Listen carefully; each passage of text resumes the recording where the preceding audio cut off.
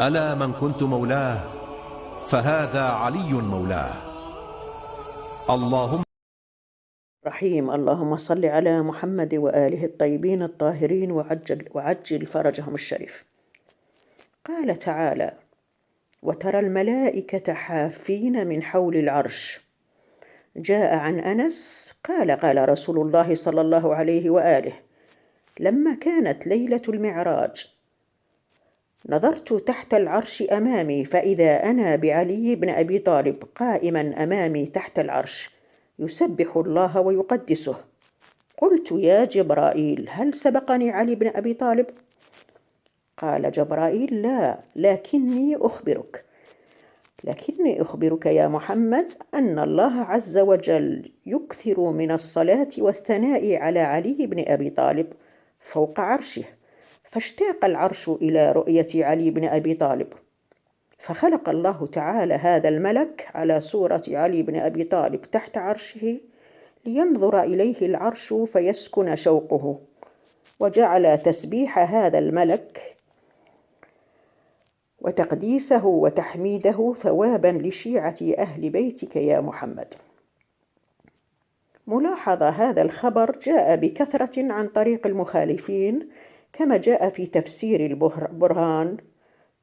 تفسير البرهان للسيد هاشم البحراني في الجزء السادس الصفحة 569. ومرت علي رواية جدا جدا جميلة فحبيت أني أنقلها لكم. وذكر علي عبادة.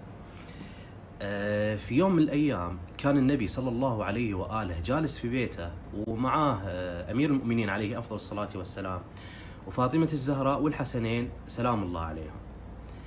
وكان عند النبي صلى الله عليه وآله وعاء فيه ماء، فشرب النبي صلى الله عليه وآله من هذا الوعاء وبعدها عطاه للإمام الحسن عليه أفضل الصلاة والسلام. فشرب الإمام الحسن سلام الله عليه من هالوعاء وقال له النبي: هنيئا مريئا يا أبا محمد. وانتقل هالوعاء من عند الإمام الحسن سلام الله عليه إلى أبي عبد الله الحسين روحي له الفداء. فشرب الإمام الحسين سلام الله عليه من هالوعاء وقال له النبي: هنيئا مريئا يا أبا عبد الله. وبعدها انتقل هالوعاء من عند أبي عبد الله الحسين سلام الله عليه إلى سيدتي ومولاتي فاطمة الزهراء عليها أفضل الصلاة والسلام. فشربت فاطمة الزهراء سلام الله عليها من هالوعاء وقال لها النبي صلى الله عليه وآله: هنيئا مريئا يا أم الأبرار الطاهرين. تمام؟ ركزوا الحين. فانتقل هالوعاء من عند سيدتي ومولاتي فاطمة الزهراء عليها أفضل الصلاة والسلام إلى عند أمير المؤمنين سلام الله عليه. فجاء أمير المؤمنين سلام الله عليه شرب من هالوعاء، لكن النبي هالمرة ما قال نفس الكلام اللي قبل، سجد على طول. اللي موجودين استغربوا، فسألوا النبي صلى الله عليه وآله: يا رسول الله، أن أنت يعني كل واحد شرب قلت له هنيئا مريئا، ويوم شرب أمير المؤمنين سلام الله عليه سجدت، ليش؟ فقال النبي صلى الله عليه وآله أن وقت ما شربنا الماء كانوا موجودين الملائكة وموجود معاهم الملك جبريل عليه أفضل الصلاة والسلام. تمام؟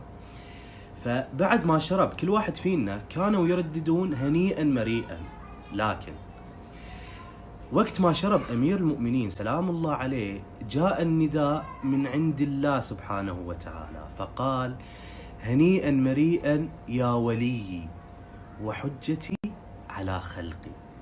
اسمعوا جملة النبي الحين: فسجدت شكرا لله على ما أنعم علي.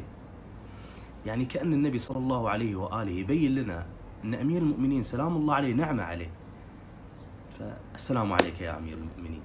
فإذا رسول الله صلى الله عليه وآله سجد شكرا على نعمة أمير المؤمنين سلام الله عليه، ايش نسوي احنا؟ يعني هذا أول سؤال خطر على بالي بعد ما انتهيت من قراءة الرواية، إن الرسول يسجد شكر. احنا لو نتم طول عمرنا ساجدين مو بنوفي هالنعمة حقها ولا أي ذرة أي جزء أي، فالحمد لله على هذه النعمة، الحمد لله رب العالمين.